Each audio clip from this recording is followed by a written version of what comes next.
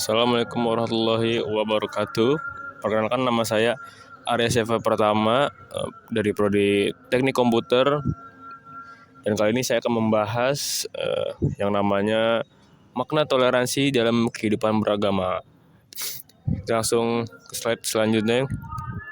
Nah, sini ada beberapa pengertian dan juga toleransi beserta dalam bahasa Latin. Di sini ada etimologi Latin. Dalam bahasa Latin itu toleransi bertuliskan tolerer, yang artinya sabar dan menahan diri.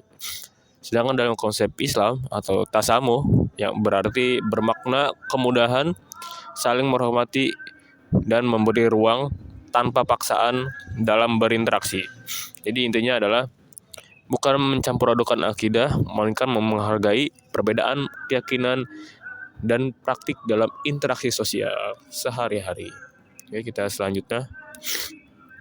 Nah, dasar Al-Quran, tidak ada paksaan dalam agama. Jadi di sini ada surah, yaitu Quran surah Al-Baqarah surat kedua ayat 296 yang menjelaskan tentang tidak ada paksaan dalam agama. Di sini langsung aja saya bacakan surahnya. Auzubillahi minasyaitonirrajim. Bismillahirrahmanirrahim. La ikrama fiddin. Qad tabayyana rusdu minal ghayy. Yang artinya tidak ada paksaan dalam menganut agama Islam. Sesungguhnya telah jelas jalan yang benar dari jalan yang sesat. Maknanya adalah ayat ini menegaskan prinsip kebebasan berkehendak. Islam tidak memerlukan paksaan agar keimanan yang terpilih murni dan berasal dari kesadaran hati, bukan tertekan eksternal. Jadi dalam surah ini yang menjelaskan bahwa Islam itu tidak ada paksaan dalam keimanan ya. Jadi benar-benar murni dari hati yang dalam. Prinsip hidup berdampingan dan saling mengenal. Jadi di sini ada beberapa surah. Yang pertama itu ada surah Al-Kafirun, surah ke-109 ayat 1 sampai 6.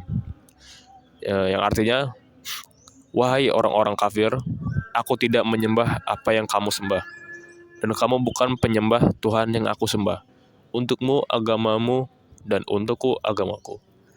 Sikap tegas dalam akidah, namun tetap menghormati batas ibadah dan keyakinan lain. Jadi di surat Al-Kafirun ini menjelaskan bahwa tetap menghormati agama lain dan juga batas ibadah lah istilahnya.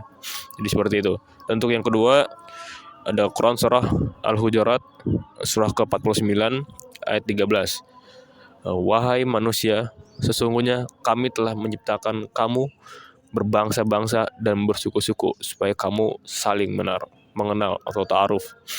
Keragaman adalah keniscayaan dan anugerah. Tujuannya adalah saling memahami, bukan saling menjatuhkan atau musuhi. Jadi di dalam surat Quran surah Al-Hujurat surah ke-49 ayat ke-13 ini menjelaskan tentang keberagaman atau perbedaan lah istilahnya. Perbedaan entah berbangsa atau bersuku-suku, tetapi kita tetap saling memahami dan juga saling bersatu. Nah, sini ada hadis Nabi Muhammad SAW tentang toleransi dan kasih sayang. Yang pertama ada prinsip agama yang dicintai Allah.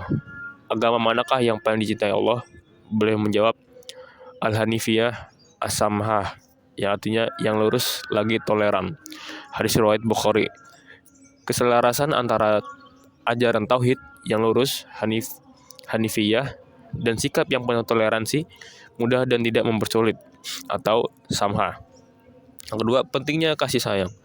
Orang-orang yang pengasih akan dikasihi Allah Sang Maha Pengasih. Sayangilah penduduk bumi, niscaya penduduk langit akan menyayangi kalian. Hadis riwayat Tirmidzi.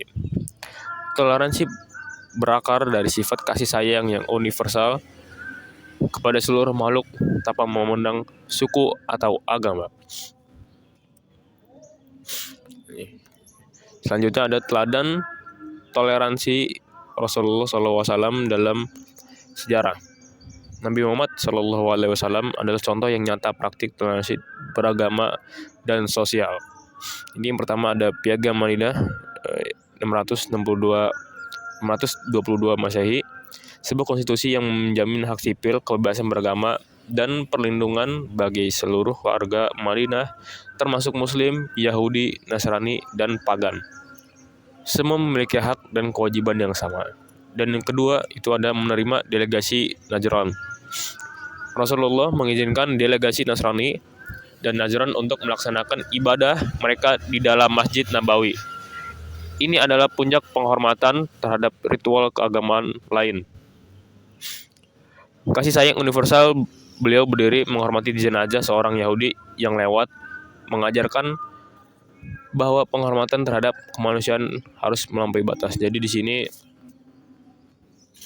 menjelaskan bahwa Rasulullah SAW menerapkan toleransi di berbagai suku, agama, atau bangsa-bangsa yang berbeda. Implementasi sikap toleransi dalam kehidupan sehari-hari. Yang pertama adalah menghormati ibadah. Menghargai waktu ibadah orang lain dan memastikan tidak ada gangguan atau penghinaan terhadap keyakinan mereka. Dan yang kedua yaitu hindari pemaksaan yang artinya tidak menghina, mengejek, atau memaksa pandangan agama kita kepada pemeluk agama lain. Dakwah dilakukan dengan hikmah dan bukan paksaan. Yang ketiga itu jaga kerukunan, berpartisipasi aktif dalam upaya menjaga keharmonisan dan kedamaian antar umat beragama demi terciptanya lingkungan sosial yang kondusif.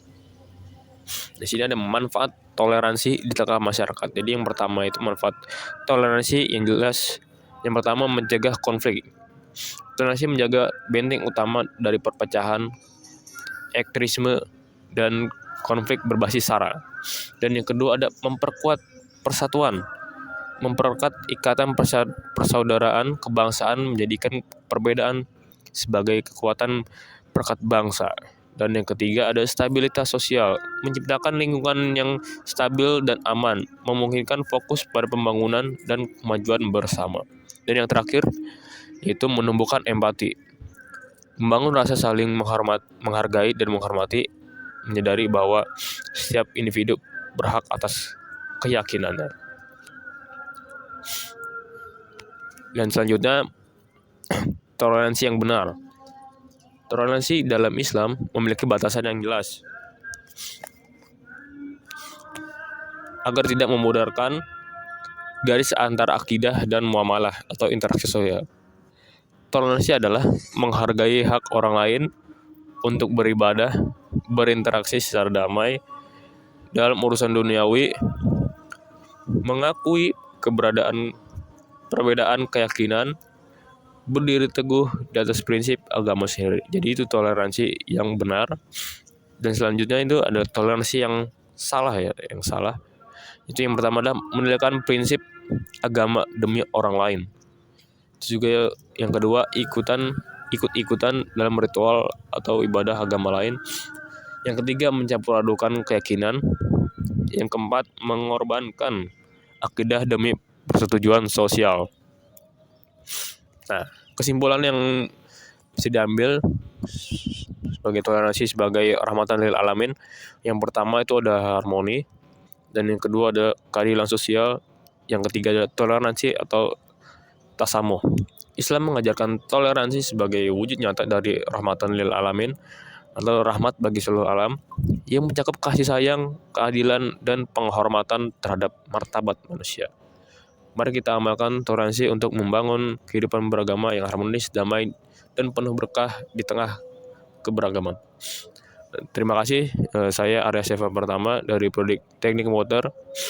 Sekian dan terima kasih. Wassalamualaikum warahmatullahi wabarakatuh.